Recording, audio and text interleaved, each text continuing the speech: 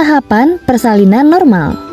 Setelah 9 bulan masa kehamilan, momen yang paling ditunggu-tunggu adalah persalinan. Proses persalinan membutuhkan proses yang tidak sama pada masing-masing ibu hamil. Ada yang persalinannya cepat, ada yang membutuhkan waktu lama. Namun secara umum, ada 4 tahap persalinan atau disebut juga dengan kala. Berikut ini tahapan persalinan normal yang moms harus tahu.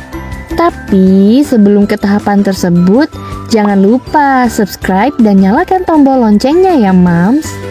Tahapan pertama atau kala 1 atau kala pembukaan. Tahapan pertama proses melahirkan normal dimulai dengan kontraksi dan pembukaan leher rahim. Pada persalinan pertama kali, fase ini umumnya berlangsung selama 14-15 jam. Tetapi berbeda jika moms sudah pernah menjalani persalinan lebih dari 1 kali, biasanya akan berlangsung lebih cepat. Tahapan pembukaan juga diukur dengan istilah bukaan, yang dilihat dari seberapa lebar mulut rahim membuka. Pembukaan 1 artinya mulut rahim terbuka 1 cm, dan seterusnya sampai bukaan lengkap atau bukaan 10, di mana mulut rahim telah terbuka 10 cm, dan bayi siap dilahirkan. Tahapan kedua atau kala 2 atau kala pengeluaran atau disebut juga mengejan. Tahapan kedua persalinan atau kala 2 adalah proses pengeluaran bayi dari rahim, ditandai dengan kontraksi dengan jeda lebih sering dan semakin kuat. Secara perlahan posisi bayi akan turun ke jalan lahir. Tenaga kesehatan yang membantu proses persalinan akan menyarankan moms bersabar menunggu bayi turun sebelum memperbolehkan moms mengejan. Barulah ketika pembukaan sudah lengkap hingga 10 cm, moms diminta mengejan. Kadang sulit menahan keinginan mengejan moms bila bayi sudah berada di bawah panggul. Dengan panduan bidan atau dokter, moms akan dipandu mengejan dengan kuat di saat yang tepat untuk mendorong kepala bayi keluar.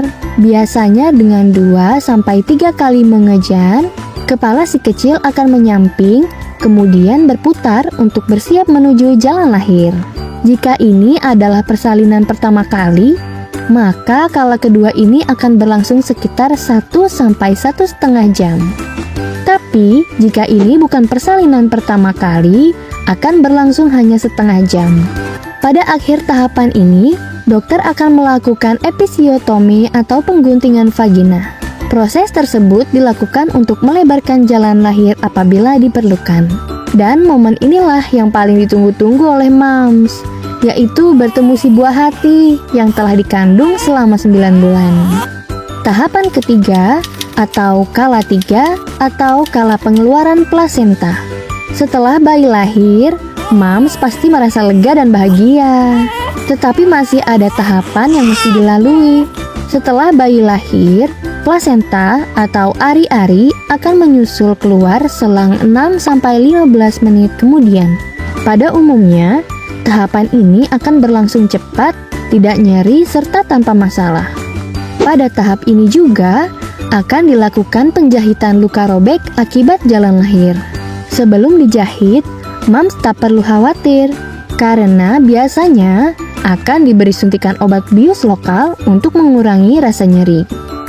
Yang terakhir, tahapan keempat atau kala 4, tahapan ini merupakan tahapan observasi atau pengawasan kemungkinan ada perdarahan, serta pengawasan kontraksi rahim setelah persalinan kurang lebih selama 1 jam.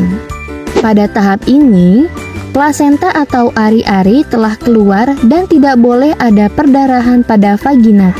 Kala keempat justru saat kritis bagi wanita yang memiliki risiko perdarahan pasca melahirkan.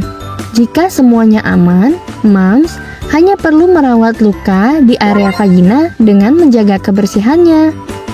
Itulah 4 tahap persalinan normal yang harus moms ketahui.